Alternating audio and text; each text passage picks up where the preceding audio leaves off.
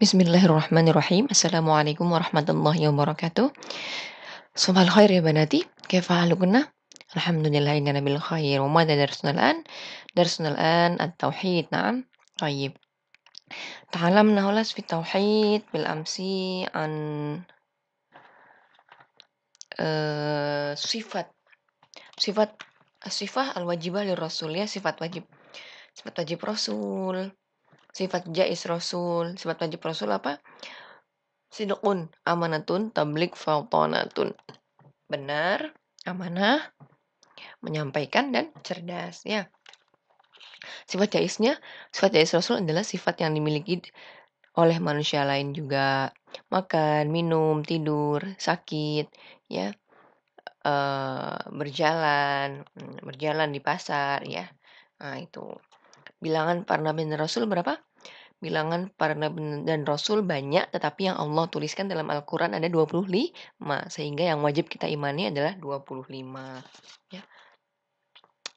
Dan Nabi Ulul Azmi adalah Nabi yang Allah berikan cobaan lebih berat daripada Nabi-Nabi lain dan mempunyai ketabahan lebih besar daripada Nabi-Nabi yang lain, yaitu Nabi Muhammad, ya, Nabi Ibrahim, Nabi Musa, Nabi Isa, dan Nabi Nuh, ya. Tayyib, al-an sanakhtu ilal mawdu' ba'dahu, yakni Al-Quran sebagai mu'jizat, ya. Kita masuk dalam tajuk Al-Quran sebagai mu'jizat. Nabda bil basmalah. Bismillahirrahmanirrahim. Al-Quran sebagai mukjizat ya.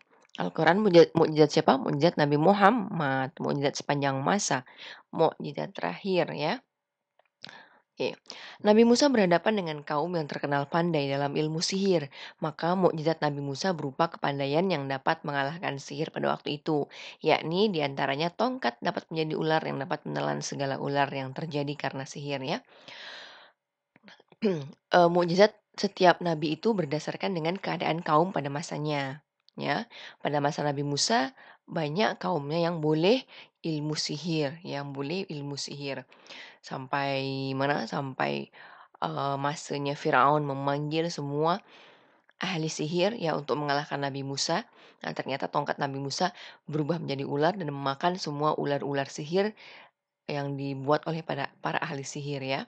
Nah, Nabi Isa pula berhadapan dengan kaum yang terkenal pandai dalam ilmu ketabiban, dalam ilmu kedokteran ya.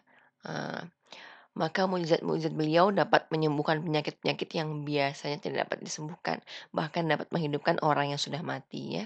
Ada kisahnya Nabi Musa dapat, menyembuhkan orang yang buta, kemudian dapat menyembuhkan menghidupkan orang yang sudah mati ya. Itu sebagai mukjizat agar kaumnya percaya bahwa ini adalah nabi utusan Allah ya. Semua itu bukanlah hal yang mustahil karena semua itu terjadi karena sebab kodrat dan irodat Tuhan Allah. Kodrat apa? Kudroh. Kudroh kekuasaan ya. Kuasaan dan irodah kehendak Allah yang mengatasi segala kekuatan manusia guna membuktikan bahwa yang membawa mukjizat itu bukan dari kehendak dan kekuatan sendiri tapi dari Tuhan Allah semata-mata ya. Mukjizat Nabi Isa, mukjizat Nabi Musa ya itu bukan daripada diri nabi itu sendiri tapi dari Allah ya. Ahli sihir pada zaman Nabi Musa dan ahli ketabiban pada zaman Nabi Isa yang melihat kejadian itu mengaku dan percaya bahwa itu bukan kekuatan manusia. Ya, ahli sihir kaum Nabi Musa lah yang berhak untuk mengatakan sedemikian. Sedang yang bukan ahli sihir telah merasa cukup sebagai bukti kebenaran Nabi Musa dengan kekalahan ahli sihir tadi. Ya, kalau orang awam ya, orang yang bukan ahli sihir melihat, oh pandainya Nabi Musa, ya kan? Nah, itu udah percaya, ya. Dapat mengalahkan ahli sihir, oh udah percaya aja, oh dia nabi memang memang nabi, oh memang dia hebat, oh kita boleh ikut, oh kita kena ikut ajaran Nabi Musa, ya kan. Tapi kalau ahli sihirnya, wah itu lebih lagi kepercayaannya, ya. Wah itu bukan perbuatan manusia, itu betul-betul bukan perbuatan manusia, tapi itu perbuatan Allah, ya. Ada kekuatan lain di atas kekuatan Nabi Musa dan manusia lainnya, yaitu Allah, ya.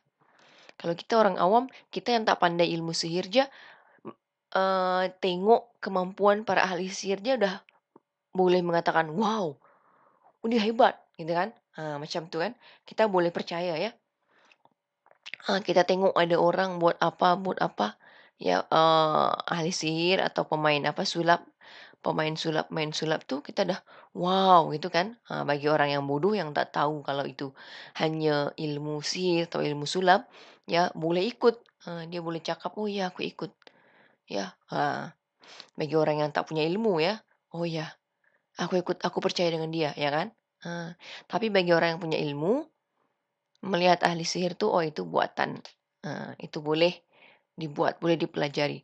Tapi masa tengok kekuatan Nabi Musa, orang yang berilmu mengatakan itu bukan perbuatan manusia, itu adalah kekuasaan Allah, ya. Demikian juga ketabiban pada zaman Nabi Isa. Orang-orang yang bukan ahli tabib, ahli ketabiban telah cukup baginya untuk mempercayai Nabi Isa dengan kekalahan ahli tabib. Adapun, ya, kalau orang yang bukan ahli tabib, oh Masya Allah Nabi Isa boleh sembuhkan orang yang sakit aneh-aneh. Ya, Nabi Isa boleh menghidupkan orang mati. Ya, cukup untuk mereka membuat mereka beriman. Ya, tapi bagi tabib itu akan lebih lagi.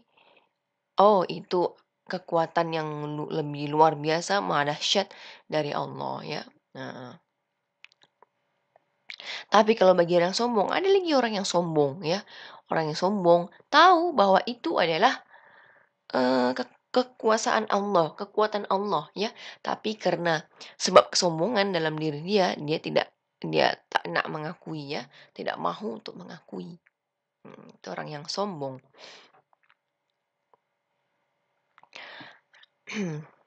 Adapun Nabi Muhammad sejak mulai diutus oleh Tuhan Allah berhadapan dengan kaum yang bermegah-megah dalam kesusastraan dan kepujanggaan.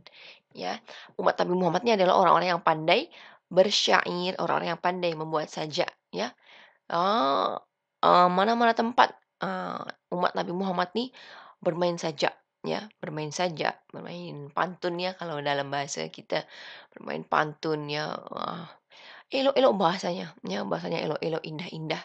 Ya, dekat pasar, membuat sajak, ya, dekat mana membuat sajak, ada kejadian apa membuat sajak, ada kematian membuat sajak, ya, ada jatuh cinta membuat sajak, ya, itulah. Untuk menghadapi mereka itu, Al-Qur'anlah mukjizatnya, maka mukjizatnya adalah Al-Qur'an. Al-Qur'an tuh bahasanya indah sangat ya. Para ahli kesusastraan Arab waktu itu akhirnya sangat kagum akan Al-Qur'an. Lebih-lebih setelah mendapat tantangan sendiri daripada Al-Qur'an yang berbunyi, "Wa in kuntum fi raibin mimma nazzalna ala abdina fa'tu bi suratin min mithlih wad'u syuhada'akum min dunillahi in kuntum shadiqin." Apabila kamu sekalian ragu akan apa-apa yang kami wahyukan pada hambaku Muhammad, ya hambaku di sini adalah Muhammad, buatlah satu surat saja yang sebanding dengan Al-Quran itu, yang sama serupa dengan Al-Quran. Dan ajaklah penolong-penolong kamu selain Allah jika kamu memang orang-orang yang benar ya. Allah tantang. Allah tantang orang-orang yang pandai bahasa tu, yang pandai bersajak, ya pandai bersyair, boleh tak membuat yang semacam dengan Al-Quran? Ya, nyatanya tak boleh ya. Bahasa Al-Quran lagi elok, jauh-jauh lagi elok daripada bahasa-bahasa para ahli syair itu. Ya. Mm-mm. Surat Al-Fil aja. Ya, surat Al-Fil. Alam tara kaifa fa'ala rabbuka bi ashabil fil. Alam yaj'al kaidahum fi tadlil. Ya, tengok. Dia bersajak ya. Belakangnya dia il, ya kan? Itu bahasa yang indah. Ya. Orang ahli syair, ya, orang Arab dahulu pernah membuat juga surat tandingan Al-Fil. Al-Fil anfuhu tawil, jismuhu kabir, ya. Ah, tapi ya biasa saja, ya. Tak seelok bahasa Al-Quran, ya. Nah, untuk orang yang bukan ahli kesusastraan Arab, tentu telah cukup baginya sebagai alasan kekalahan orang-orang yang ahli itu sendiri, ya. Untuk orang yang bukan ahli sebahasa, oh ahli syair tuh udah kalah, oh kita percaya dengan Muhammad, nah macam tuh. Di samping itu dari segi isi Al-Quran tetap sebagai mukjizat pula, dan juga susunan kata-katanya tidak mungkin Al-Quran itu dikarang oleh seorang yatim piatu, tidak pernah belajar dan buta huruf. Kenapa Nabi Muhammad tuh buta huruf sampai akhir ya? buta huruf, ya, ummiyun. Itu untuk membuktikan bahwa Al-Quran itu bukan karangan Nabi Muhammad. Al-Quran itu bukan buatan Nabi Muhammad, tapi kalam Allah, ya, perkataan Allah. Al-Quran berisi petunjuk-petunjuk. Isi Al-Quran apa? Petunjuk, tuntunan budi, dasar hukum keadilan, sesuai dengan segala zaman dan tempat, dengan tidak bertentangan dengan undang-undang alam. Bahkan Al-Quran itu dapat menerangkan, apa yang dapat diterangkan Al-Quran? Sejarah atau peristiwa pada zaman-zaman terdahulu untuk menjadi tamsil ibarat, untuk menjadi pelajaran. Cuma ilmu ketuhanan nih, ilmu tauhidan ya. Keterangan-keterangan yang dapat bertepatan dengan ilmu kesehatan, ilmu hayat. Kesehatan ilmu hayat ini biologi atau sains, kosmografi. Kosmografi ini ilmu tentang kejadian alam, politik, sosial, dan ekonomi yang kebanyakan baru diketahui orang pada abad yang ke-20 ini ya. Tahu adanya adanya apa dua air yang bertemu ya, dua mata air yang berbeda yang apa dekat Turki itu Selat Bosporus apa ya kalau sudah tak silap ya. Air tawar dan air masin itu berjumpa kemudian membuat suatu apa ya, suatu had ya yang jelas, air tawar dengan air masin ya. Itu ada dalam Al-Qur'an. Kenyataannya boleh ditemukan di sana, di laut sana ya. Contohnya lagi umpamanya tentang adanya perkawinan antara tumbuhan dengan perantaraan angin. Telah disebutkan dalam Al-Qur'an 13 abad yang lalu. Kalau sekarang 15 abad yang lalu. Dan baru diketahui para ahli pada akhir-akhir ini ya. Pada saat ditemukannya ilmu sains ini, biologi ini. Warsalna riyaha lawaqih ya. Dan kami telah meniupkan angin untuk mengawinkan. Mengawinkan tumbuhan macam mana? Angin itu membawa serbuk sari ya menuju kepala putik. Ya, sehingga tumbuhan itu boleh berkawin, bunganya berkawin dan tumbuh biji, dari biji akan tumbuh buah ya, tumbuh buah itu. Juga tentang peredaran bumi. Disebutkan dalam Al-Quran, وَتَرَى الْجِبَالَ تَحْسَبُهَا جَامِدَةً وَهِيَ تَمُرُّ مَرَّ السَّحَابِ. Ya, dan kamu lihat gunung-gunung itu, kamu sangka dia tetap di tempatnya, padahal ia berjalan sebagai jalannya awan. Ya, kita melihat gunung, ya gunung tuh diam aja kan. Kalau kita tengok, gunung tuh diam aja, tak bergerak pun. Ya, tapi padahal gunung-gunung itu berjalan sebagai jalannya awan. Di sini maksudnya bukan gunung yang betul-betul jalan.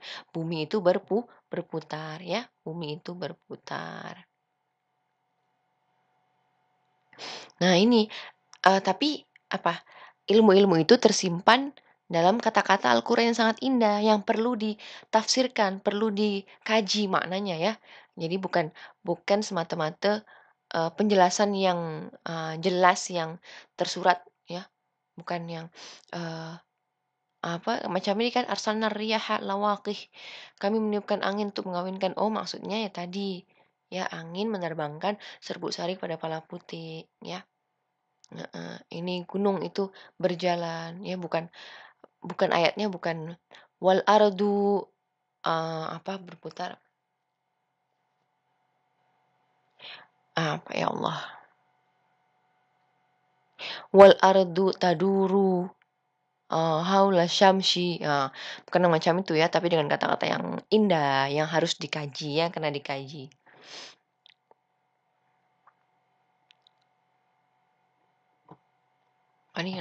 Dan masih banyak lagi yang terlalu banyak untuk disebutkan satu persatu ya, banyak. Banyak ayat-ayat dalam Al-Qur'an yang sudah dibuktikan dalam ilmu sains ya, banyak.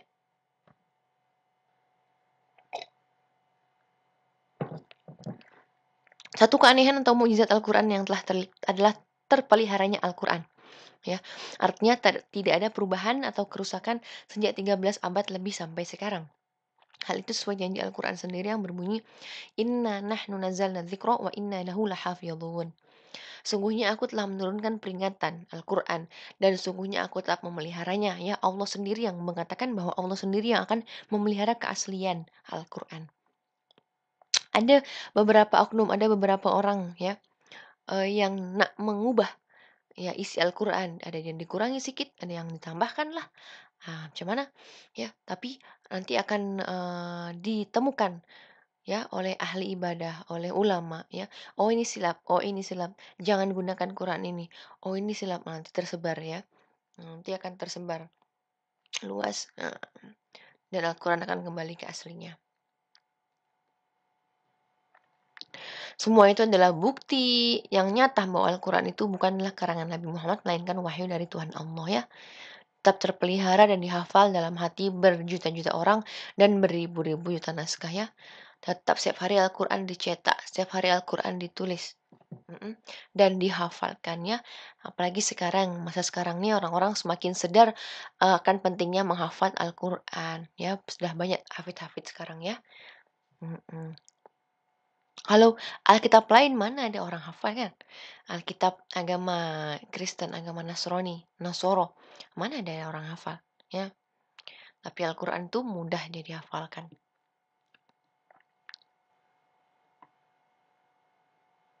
Sejak dari zaman Nabi Muhammad sampai sekarang, bahkan sampai masa yang akan datang, tak ada seorang pun yang pandai menyusun kitab yang menamai Al-Quran ya. Dalam masa hanya 23 tahun, Nabi Muhammad dengan Al-Qurannya dapat mengadakan perubahan besar pada kaumnya. Ya. Perubahan apa yang Nabi Muhammad bawa kepada kaumnya? Nah, seorang yang melarat, tidak bersenjata, melarat nih miskin ya, Nabi Muhammad tuh miskin ya, tak ada ibu bapak sejak kecil ya. Tidak bersenjata, tidak berharta, dapat merubah masyarakat yang biadab menjadi suatu masyarakat yang berbudi tinggi, dari menyembah berhala menjadi menyembah Tuhan, dari mempersekutukan Tuhan menjadi mengesahkan Tuhan, dari umat yang bermusuh-musuhan menjadi umat yang berkasih-kasihan ya. Bangsa Arab dahulu saling bermusuhan antara suku-suku ya. Bangsa Arab itu kan bersuku-suku kan. Dengan adanya Nabi Muhammad dia menyatukan suku-suku itu ya. Belum pernah terjadi perubahan sebesar itu yang diadakan oleh seseorang dalam waktu yang sesingkat itu, ya. Bahkan Nabi Muhammad juga memperluas kedamaian Islam, memperluas Islam sampai ke negeri luarnya, ke dekat Madinah, ke Syam, ya, ke Syria. Nah, dengan keterangan yang tersebut di atas, nyatalah dan yakinlah bahwa Al-Quran itu adalah mukjizat Nabi Muhammad yang terbesar dan kekal. Dan lagi nyata pula bahwa Nabi Muhammad itu utusan Allah. Dan percaya kita akan segala apa yang diterangkan oleh Al-Quran ya. Al-Quran adalah mukjizat sepanjang masa. Yang kena kita percaya elok-elok ya. Tanamkan dalam hati ya. Tayyib, itu saja yang boleh Ustazah ajarkan hari ini ya.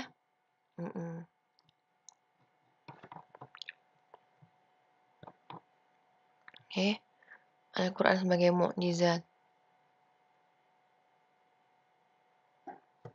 Kenapa Allah menurunkan Al-Quran sebagai mukjizat untuk Nabi Muhammad? Ya, karena pada masa itu Nabi Muhammad menghadapi kaum yang pandai dalam berbahasa, pandai dalam bersajak, pandai dalam bersyair. Ya, ayatnya, ayatnya sila dihafalkan ya. Ayat tentang tantangan Allah kepada kaum Nabi Muhammad untuk membuat yang serupa dengan Al-Quran. Ini ayatnya ya. Ayat tentang apa ya?